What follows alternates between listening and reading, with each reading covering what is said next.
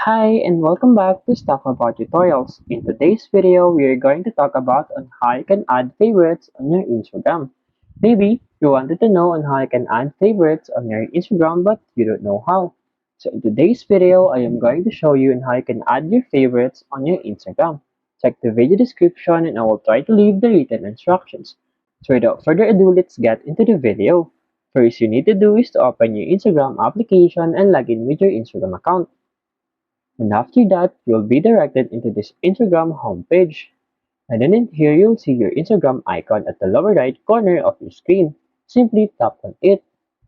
And from your profile page, you'll see here the three lines at the upper right corner of your screen. Tap on it. And then from here, select settings and privacy. And then after that, you'll see here what you see. Below that, you'll see your favorites. Tap on these favorites. And then in here, to add a person or account to your favorite, simply tap on this add button beside that account.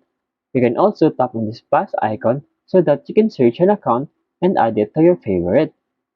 For example, you want this to add to your favorite, simply tap on this add button.